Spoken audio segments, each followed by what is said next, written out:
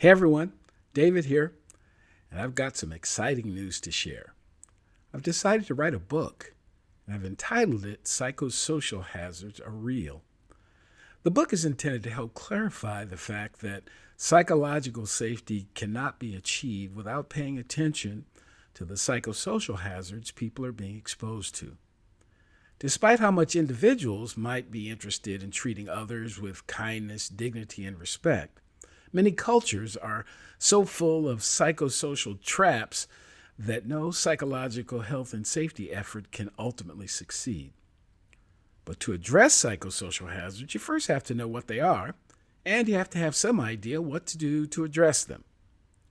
Though the book won't be 100% complete until the spring of 2025, I'd like to share a unique opportunity to reserve a copy during the book presale campaign. The campaign will run from September 16th to October 18th, 2024. This will be an opportunity to get one of the first copies of the book, tickets to the book launch event, and other opportunities to learn more about psychosocial hazards. For more information, you can go to my personal LinkedIn or Facebook page, or the LinkedIn, Facebook, or webpage for ID2 Solutions. Don't miss out on this unique opportunity. Now, back to this episode of the podcast. The availability of clinical psychologists is integral to a holistic approach to workplace mental health. However, in the United States, there is not only a lack of credentialed mental health providers, but a number of systemic challenges for some seeking to join the profession. We'll discuss both topics with someone who not only recognizes but has been able to conquer these challenges. Up next on this episode of the Psych Health and Safety USA podcast. From Flourish DX, this is the Psych Health and Safety USA podcast. As workplace mental health has become a global priority, there's a greater focus on addressing psychosocial hazards. Each week, we look at psychological safety from an occupational health and safety perspective. Let's talk psychological health and safety. Welcome to this week's Psych Health and Safety USA podcast. I'm your host, Dr. I. David Daniels, and I want to thank you for tuning in. Each week, we seek to increase awareness of the importance of psychological health and safety by learning from the lived experiences, research, and expertise of our guests, as well as advocating strategies to reduce harm and minimize vulnerability to psychosocial hazards in the American workplace. There is a documented shortage of psychologists in the United States. According to the American Psychological Association, 60% of psychologists report having no openings for new patients. However, filling this shortage seems to have a few obstacles and issues, and some of them are actually safety related. Some of those issues include the vicarious trauma involved with working with clients who have experienced trauma and can lead to emotional and psychological distress for the psychologist himself. Burnout, high caseloads, long hours, the emotional demands of a job that can lead to burnout, especially among early career psychologists. Professional isolation, working independently, can lead to feelings of isolation and lack of support. Work-life balance, the demands of the job can make it challenging to maintain a healthy work-life balance. However, in addition to these occupational hazards, becoming certified also has several hurdles for new psychologists that they need to cross in order to get into the profession. And one could ask, is becoming a psychologist more hazardous than it needs to be?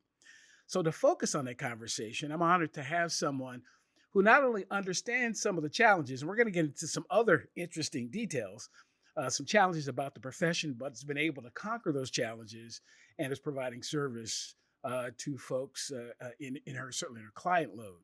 So let's get started with an introduction of my guest by my guest with this question. Who is Dr. Linda McGhee? Well, I think one of the things that I'd like to have you guys know is that this is my second career. And I think that has really helped to shape me because even though I have a certain age, I actually have only been in this profession for 20 years because I was an attorney, a financial services attorney before. And I grew up in the Midwest, which I also think is a big part of my ethos, Southern Indiana. I'm the ninth of 12 children. So I have seven brothers and four sisters. So I have a lot of things that sort of think mark me as someone who um knows how to get along, knows how to blend in, but as I'm finding late in my career, standing up, right? And standing up, particularly for the people that come behind me in this field, right? Particularly clinicians of color. Okay. You dropped a couple of pearls there. We're going to have to dig into a couple of those as we get down the road. Um, a standard question I ask folks when they come on is, what does psychological health and safety mean to you? When you hear that, what does that mean? Well, in many ways, I'm going to say something that might surprise you.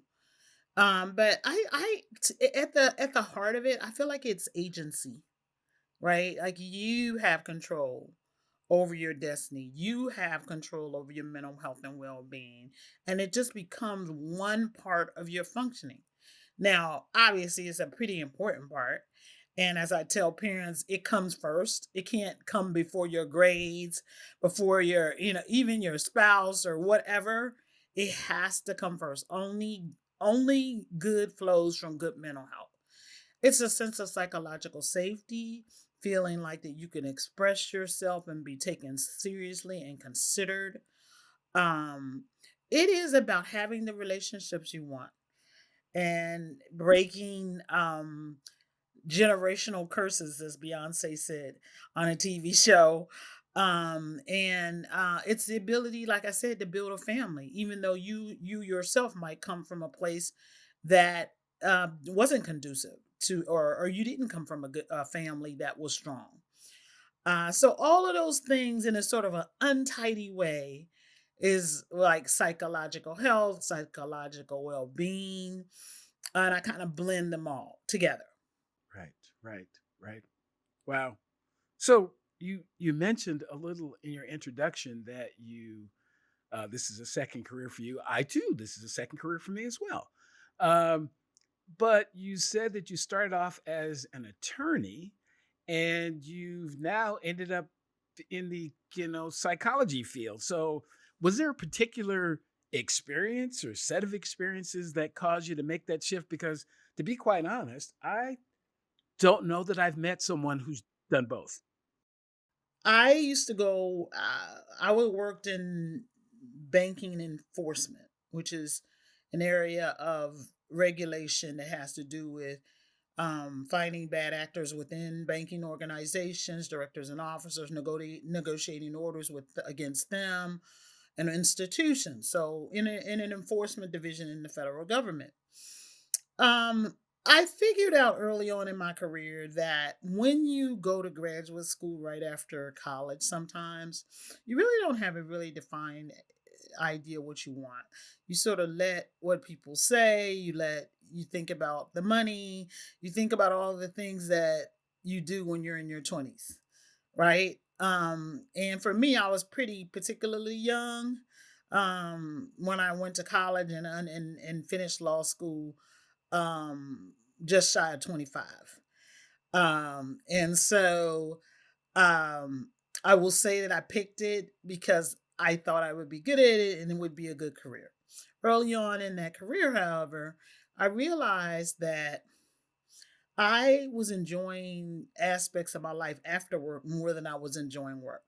So I was in Washington D.C. where I came to go to law school at George Washington, and I would go and volunteer with the various groups. And at that time, it was pediatric AIDS and it was mothers at risk. And I would come home feeling really good about that. And then it just taught me a lot about my who I was and accepting that I function better in performing compassion.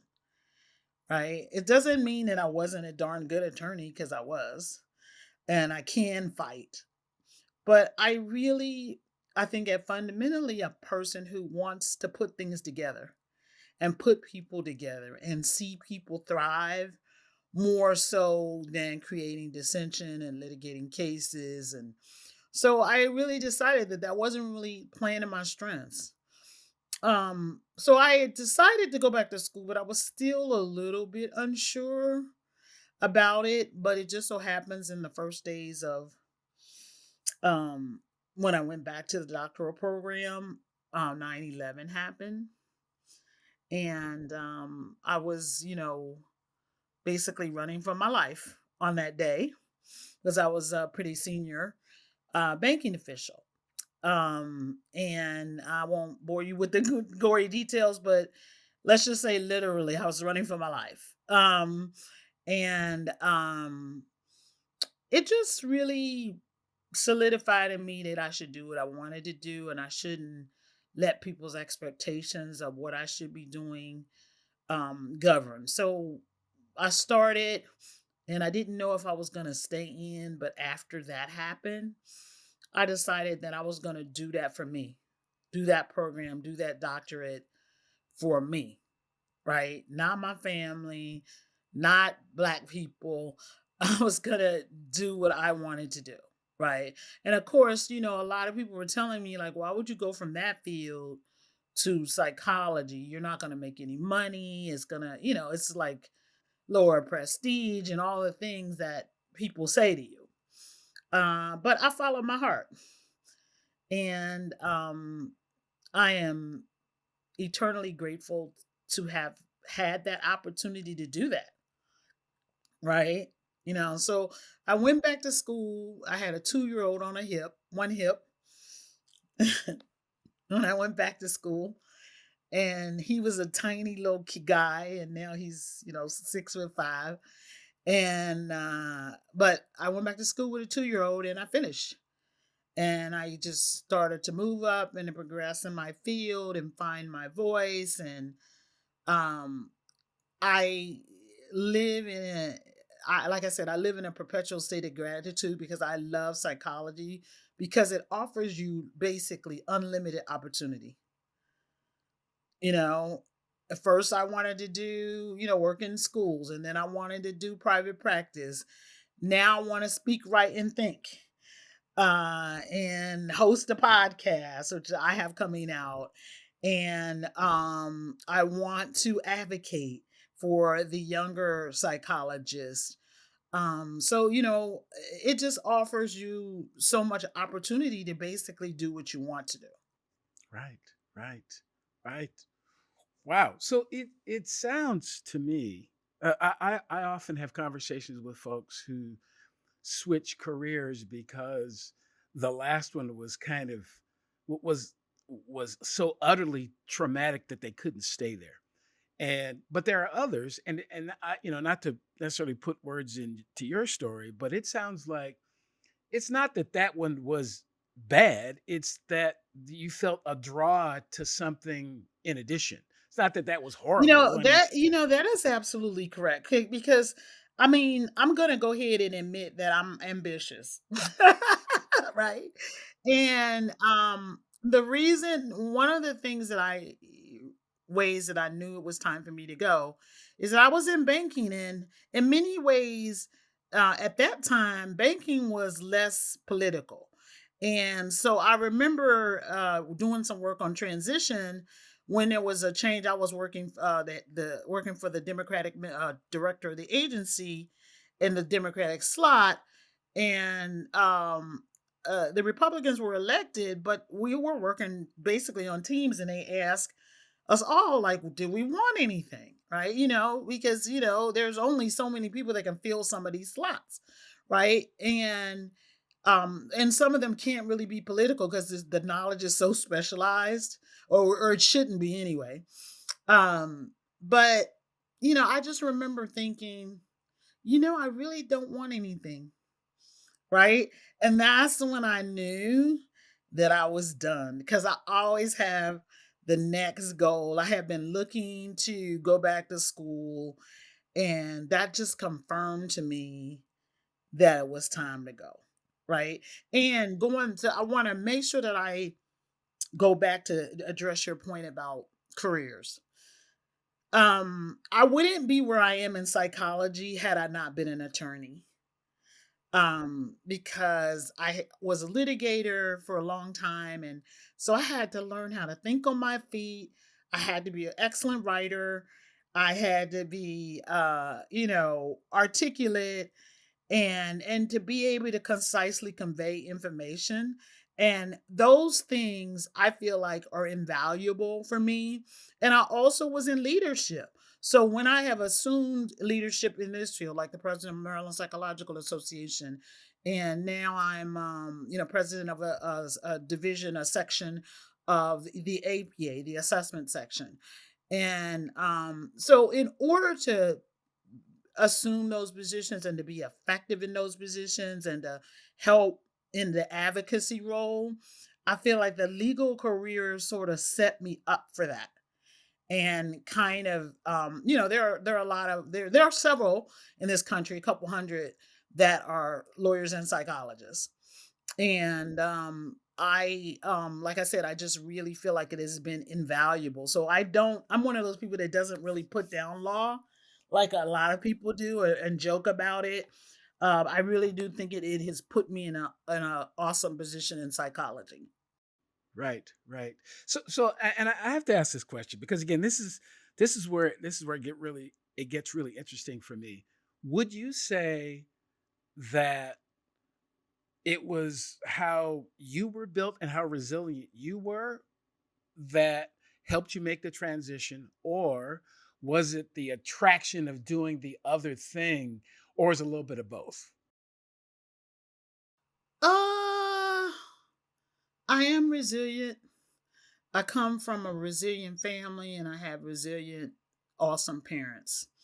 And, being a psychologist, obviously, I believe that that's really important. I can see it with how I was parenting, and I can see it with how I parent. But I will say to you, it was a little bit of an adventure to switch over and to give up the pretty high position that I had in law. But it was, a challenge to try to come to the top again. And pretty daunting when I look back and I saw people that were in my old career continuing to elevate. But I wasn't really preoccupied with that. If you can get my drift. Like I noticed it because obviously, you notice, but I was more trying to find my way in the field, like what am I gonna do? And what didn't I want to do?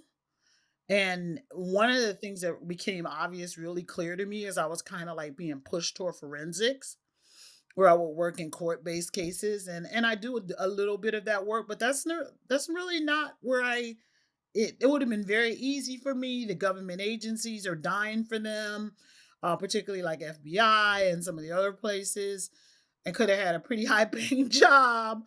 But I decided that I really just didn't want to do that because again, I went back to what I said to you earlier is in so many words, I've really figured out I was a lover, not a fighter.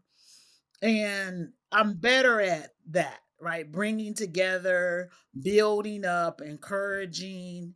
And I just decided that I didn't really want to like switch to the easiest thing that I could switch to, right? So I do assessments, but I don't necessarily do a ton. I do like one or two forensic assessments a year.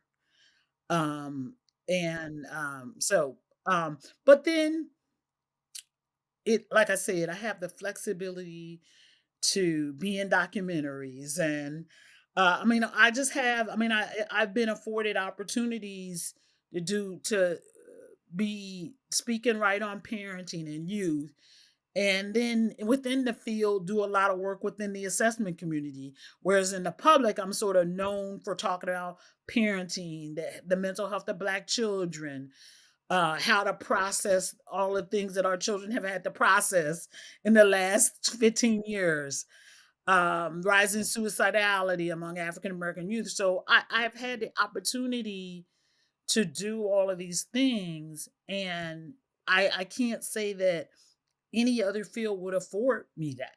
Right, right, right, right. Yeah. So again, it's just interesting to hear you share that, because my observation is that there are people who go into a career, whatever that career might be, often in very similar circumstances. They're fairly young. They either come out of college, come out of high school, get their first job, whatever it is, and they get there and they get comfortable there, and their ambition kind of weans away, and 30 years later, they're still doing the same thing, but they're no longer energized. They're no longer excited about the. As a matter of fact, they're in many cases depressed and distressed and traumatized. And in many cases, it's because they stayed there too long. Not that they weren't there long enough. They were there too long. They had outgrown that opportunity and weren't willing, as you did, to go like, well, I want to do that thing over there. Well, you won't make money. Well, I want to do it anyway. And I'm willing to go and follow my passion, follow my, follow my ambition, and be okay with, what comes on the other side of that. And so And really with this field, there's an added ethical obligation to, am I in the best of shape to be doing this? Should I take a break? I mean, in that, again, I think one of the things that I would encourage people to do that are in this field is like to think about not staying where you are if you're feeling burnout. To take breaks. We have people that are leaving the profession in general, right? Which is a huge issue. But especially given how much time and effort it takes to get here, um, I am, I just think that some of the things that I talked about have helped to keep me energized. Is because, I've worked in schools, I worked in private practice, and right now, sort of like winding down, in private practice, doing more teaching and writing and thinking and, so I think having that variety helps, but I also think the burnout factor, particularly if you're just doing direct client contact all the time, 30 hours a week, it's a lot. And so, like, clinicians out there that might be listening, you have to be doing self and analysis and self care. I like to call it self healing because self care just sounds too trite. Okay, because we're always like trying to heal something, right? Are we trying to heal our mind and body and our spirits, right? And so just to understand where you are, like, ooh, I'm pretty happy, but I don't get enough sleep. Oh, I need to lose those 10 pounds. Oh, I need to like make sure that I go to the doctors every year, right? And those kinds of things. And I'm too busy. That's one of the things that I'm working on now. Is like I like being busy, but there's come a time now where it's like, oh, okay, that doesn't feel comfortable. So I'm having to say no more because I don't like that feeling, right? And to like manage my time better. Whereas my instinct would be to say yes to a lot of different people, is to now say no and mean it.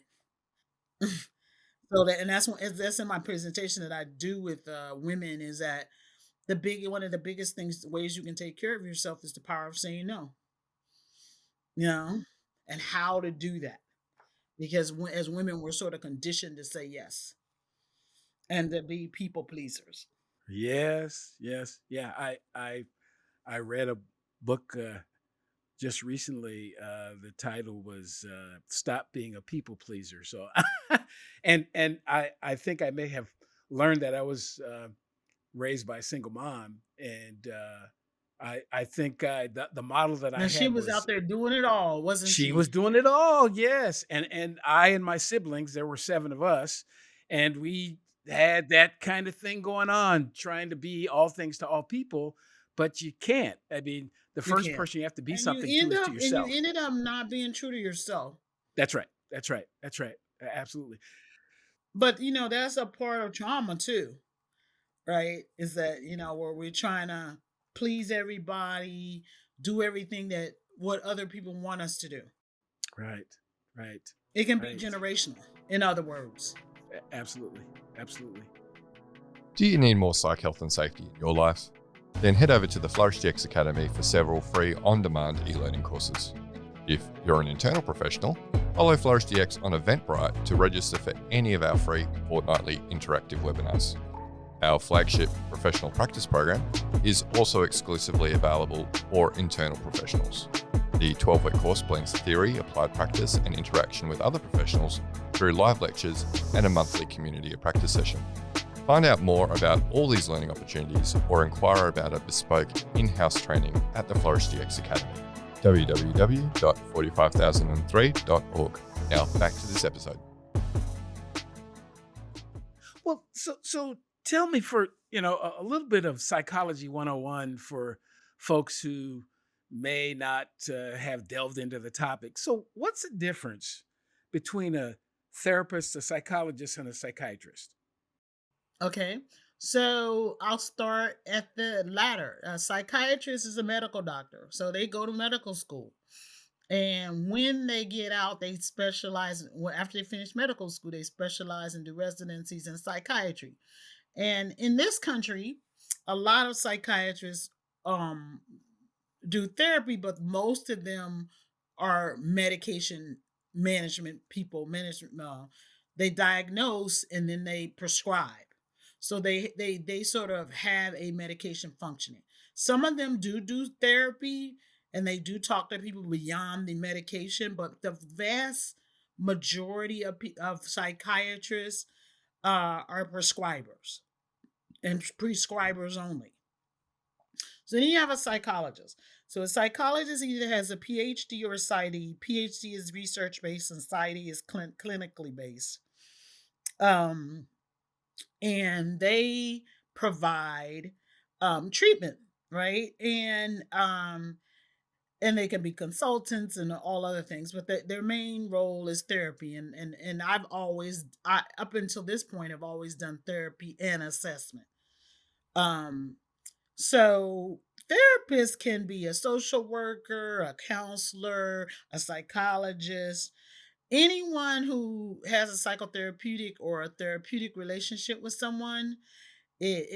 Obviously that has a license and all these good things, because you have to be a licensed counselor, you licensed social worker, licensed psychologist, um, or that's a therapist. So it sort of runs the gamut in terms of how long you have to do it. Like psychologists have more schooling typically than MSWs in counseling.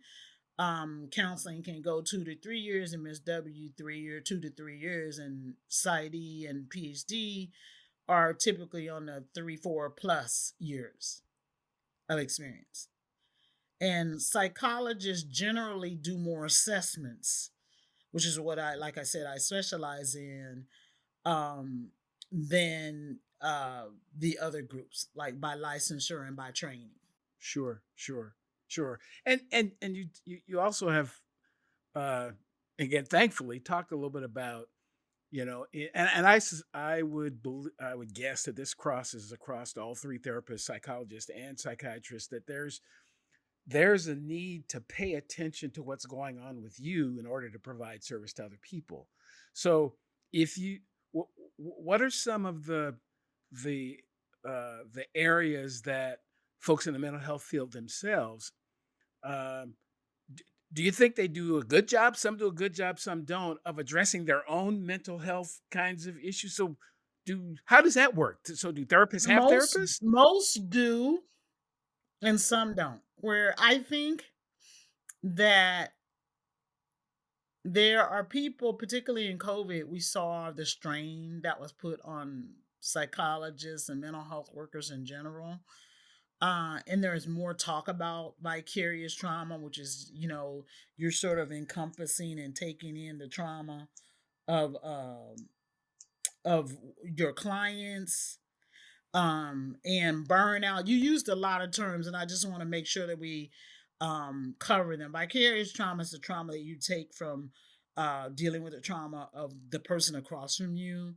And burnout, there are signs of stress. Compassion fatigue is where we are, in the front lines caring for others so much that we sort of lose our way and we get fatigued, right? And so are people aware of that? I think at this point now more than ever, there's been more talk about, and I've done presentations on compassion fatigue with psychiatrists and doctors and women psychologists. So I think there's more aware of it than ever, but it's just like with the rest of the society, we're no better. We have people that are, in the guise of caring, and they do care, but they're doing it in a way that's just not safe for them. And they're not giving themselves enough leeway. Right. And, to sort of guard against that. Right. But there's way more training in that now. There's way more workshops in that now. People are like more compassionate towards psychologists who want leave. So it's coming, in many aspects of community, and meaning the community of America writ large. We're sort of having reckonings with mental health, right? In the Black community, in Hispanic communities, Native populations, the white population, LGBTQ communities, we're sort of all taking in the fact that there are particular struggles and traumas with just being in that group. That's right. That's right. Right. Just being a human. Yeah. Exactly. Absolutely. Exactly. Absolutely. But, there's certain pressures that come from being in certain groups. Right. And with it comes the risk of increased vulnerability to mental illness. Right. So it's particularly important, and why I spent a lot of my career at this point focusing on this term culture.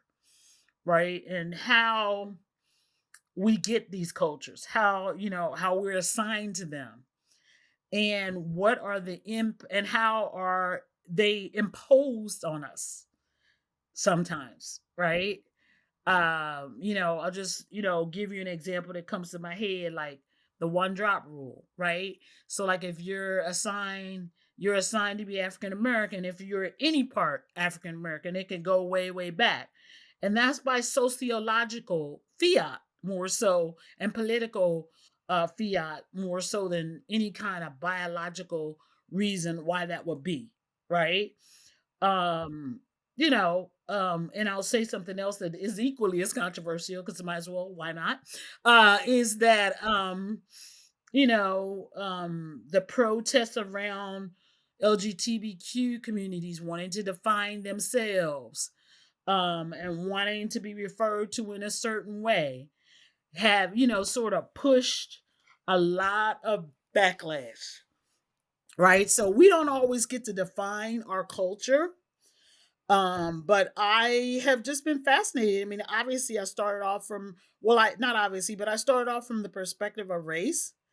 But the last I did a series of 2 conferences called Multicultural Assessment Conference, where we looked at deaf populations, disabled populations. I've done work on how culture impacts how you're diagnosed with bipolar disorder, anxiety disorder, how certain populations are misdiagnosed, and what directions those diagnoses go in. So I am really fascinated with culture. I'm now, like I said before, going to start a podcast, or starting a podcast this year called A Multicultural Psychologist. And we're going to like deal with some of these issues, where we talk about with experts about the impact of culture on how we do our jobs in the treatment room, in the consulting room, in the training room, and in the assessment sphere. Right. Now, I'll be really interested to see where that goes, because I think you're onto something. Every system is perfectly designed to produce whatever it's currently producing, but what it's currently producing isn't necessarily safe and effective for everybody, because it couldn't have been. I mean, so It can't. And it was created in systems where it wasn't designed to be, right? I'm teaching a course now at GW called History and Systems, right? And it's how the history of mental health, the history of psychology, and the accompanying systems. And so one of the talks I do is I talk about how the sciences were co-opted to sort of do some of the same things that the general systems were doing, which is like to try to prove that races of people were inferior, that that somehow that there was a disorder called droptomania that was trying to be that it was trying to be established just because we were delusional if we were trying to escape from enslaved situations, right?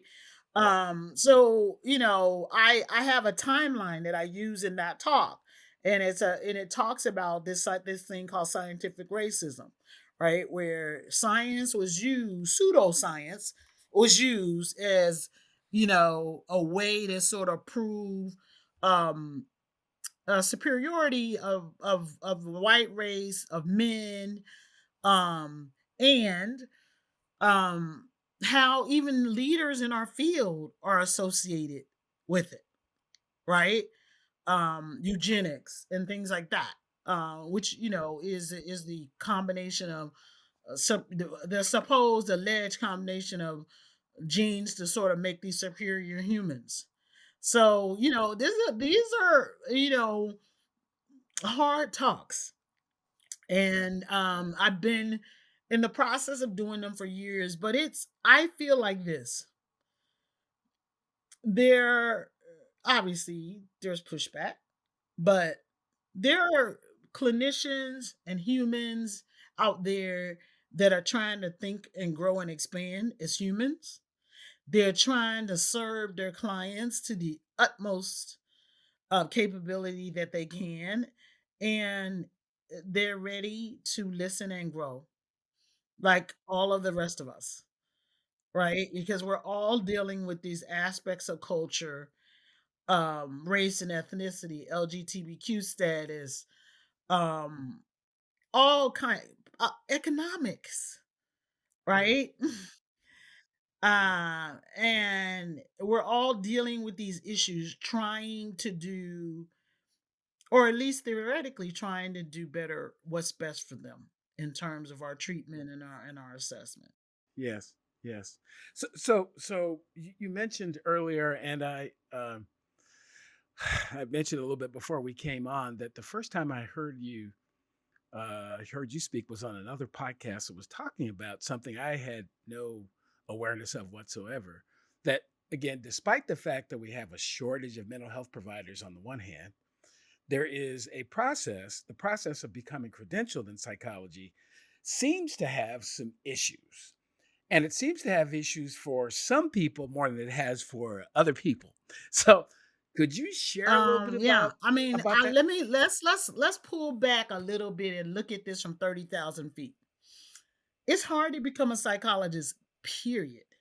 Okay. There are 100,000 there are 100,000 psychologists in the United States. There are 330 million Americans. Right? So, right off the bat, and those include with no offense to anyone, psychologists who are 80, right? And psychologists who are 28, okay? And psychologists who are in the classroom who aren't even treating people. Um, and then of those, about 4% are black, which is about 4,200, just slightly above that for Hispanics, 4 to 5% of Asians, the same. So, just to give you an example, I'm in Silver Spring, Maryland, a Washington, D.C. suburb. Baltimore has 1.8 million black people. Okay. And there are probably less than 100 clinical psychologists in that region. And so we're talking about severe shortages. And those are matched against, tremendous barriers to entry. I mentioned before that I'm visiting professor now at George Washington University, and which is where incidentally I came here to go to when I was in my youth to go to law school, and ended up studying psychology there and taught there, and now back teaching again. And so you have to, we're in the process of interviewing. You get all these applications, right? Up to 900, right? For 30 slots. So these programs are in demand. You have to study a long time to get, like a PsyD is usually between 4-5 years. GW has an accelerated program, but removing that. And PhDs take 6+ years of, extreme tuition for a profession that pays not a ton of money. Right? I think something like 65,000 is the average salary among established professionals. Right? So we have situations where people go to school, they have to take these sort of comprehensive exams to get out of school, which is what I did in law school. So it looks the same up until there, right? But in law school, who obviously make factors of more money, is like immediately after you get out, you take a licensing exam, right? And I won't say that it's easy, but it covers the prep for it covers what you learned in law school. Psychology is completely different. You have to take comprehensive exams, you have to pass, you have to go on an internship for a year, and a lot of them are low paid. Then you have to have you have to have post school hours that you have to be supervised for, and then you could take the licensing exam, right? And what we found out with the little bit of information that we have is that African Americans and Hispanics are passing it at a rate less than white candidates. And so what is unleashed the current controversy that you're referring to when you saw me on the podcast Radical Psychs? By the way, shout out to Radical Psychs. They're standing up and they're being vulnerable and they're sharing their stories. And they've expressed gratitude to me, but I have gotten way more than I could have ever given them. I'm proud to speak for them. So you're having people, the passing rate is low. Not, but we also have no real evidence that all of these huge barriers to entry impact competency, impact whether or not we got high quality professionals. Um, so this question has come up to the forefront because the powers that be wanted to make another part to the licensing exam, right? And so that is what has caused the latest controversies where we've looked at the whole thing. And again, I've been a part of making presentations to the APA board about just the history of licensing examinations in general in the United States, and then specifically with psychologists. And the one thing I want to leave you with is that a lot of professions didn't even have licensing exams when they were excluded races other than white, right? And a lot of them didn't have licensing exams prior to the Civil Rights Act, right? Where by law discrimination was banned, right? So the hurdles sort of represent themselves, but they look different. But they're still mountains, right? Again, these are not necessarily linked with barometers of competency. They're just barrier to entry. And we are facing the we were facing a huge mental health crisis before COVID. And that has done nothing but skyrocket since then. Right. And so this is the time where we should be thinking about ways in our schools, in our communities, is to have more mental health professionals, not necessarily keeping them out, right? So the states and all kinds of organizations have been weighing in on this. Some of them are, they have such school psychologist shortages, such, there are areas that don't have psychiatrists, like New Mexico, and some of I remember someone told me outside of Santa Fe, there was only like three, Albuquerque and Santa Fe, there's only three psychiatrists in the entire state. So you have like mental health deserts out there. I'm from Southern Indiana. I was trying to find a therapist in Southern Indiana. Was having the hardest time. So we should be trying to make things easier, and not to the detriment of the public. I have never said that. Public safety is number one. But I don't believe that some of these hurdles are helping in terms of showing people that this is a competent, well regulated field. They just merely appear to be excluding people.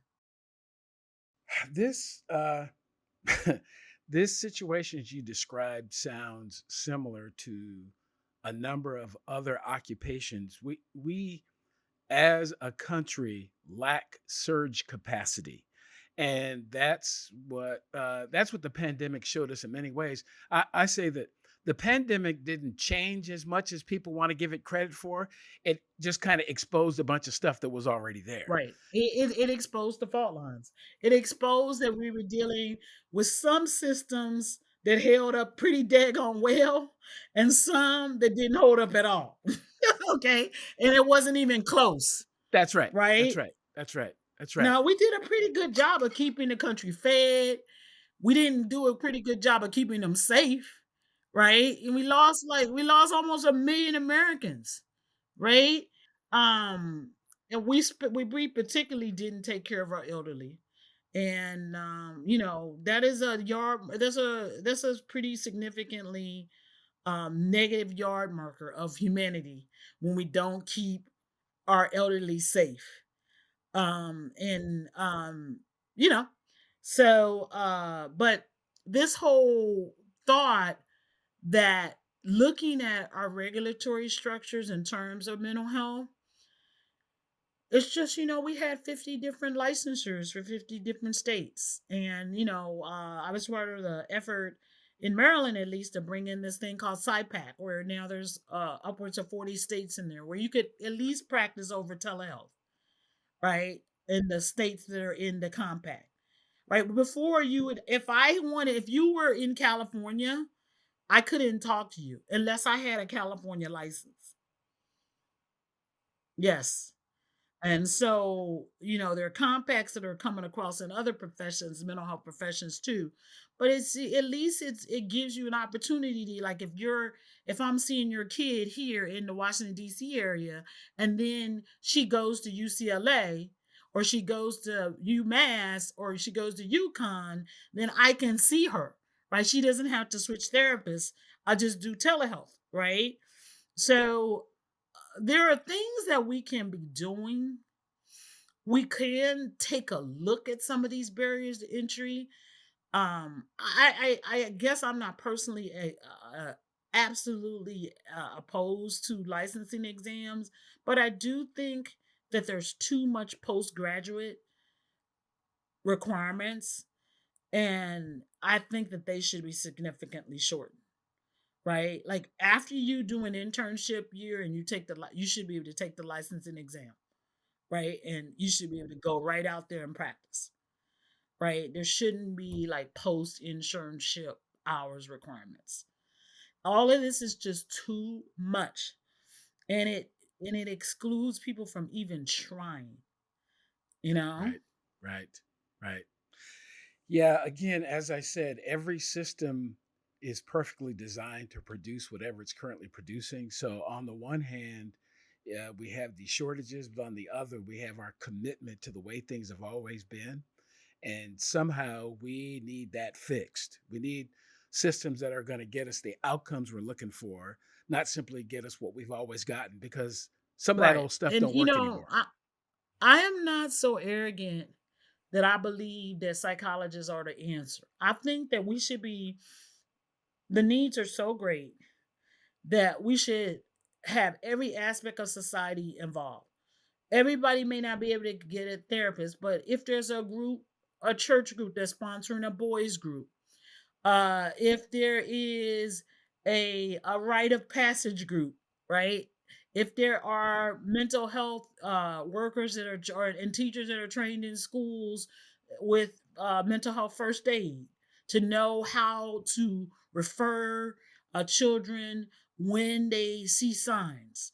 um, I think that we should be helping people to get this training, right? We should help people become psychologists, and we should do something like we did with teachers and Teach for America, where if you go and work in a school for 3 years, you get a year of a loans excuse for every year, right?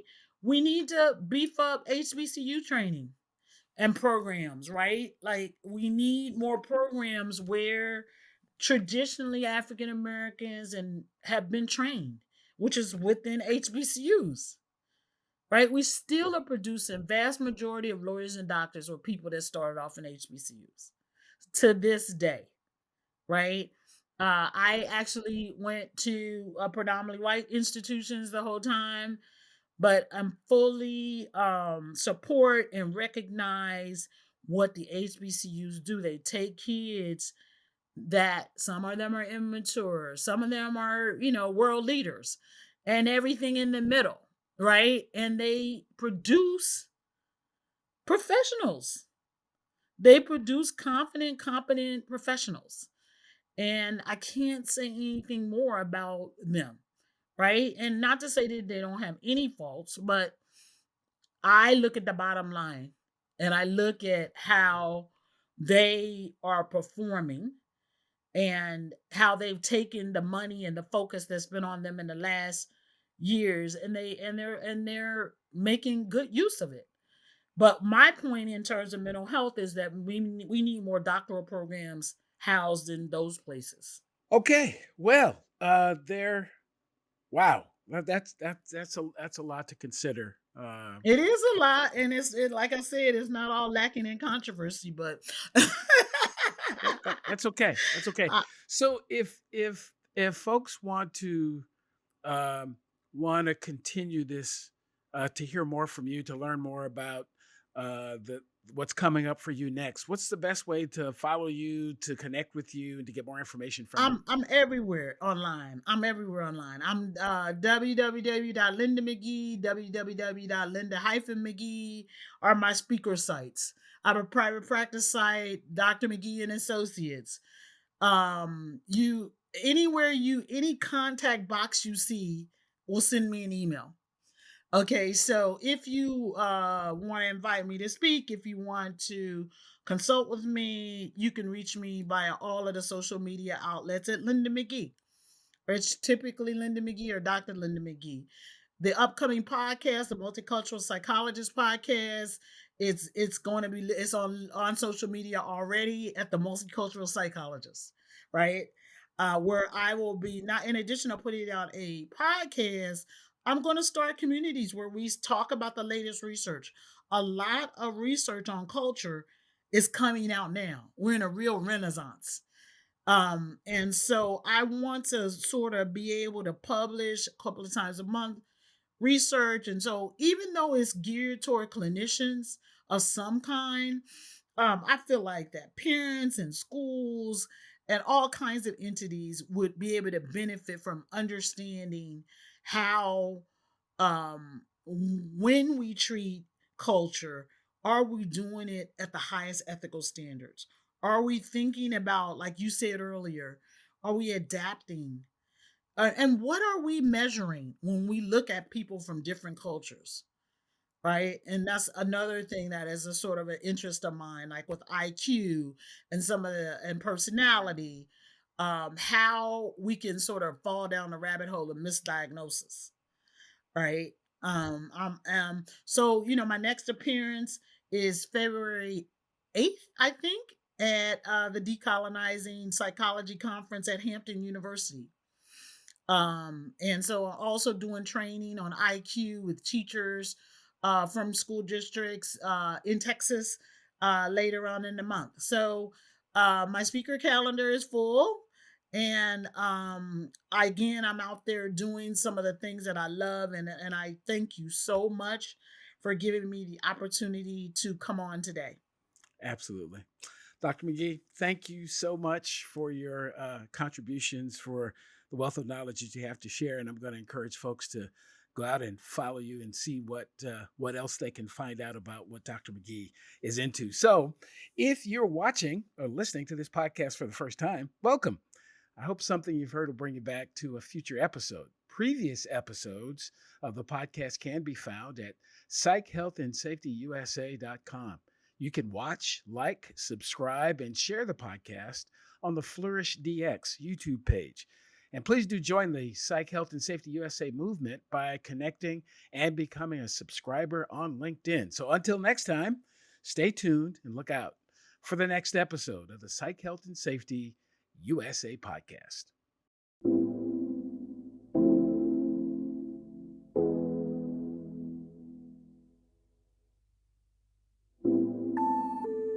Tune in each week for new episodes of the Psych Health and Safety USA podcast.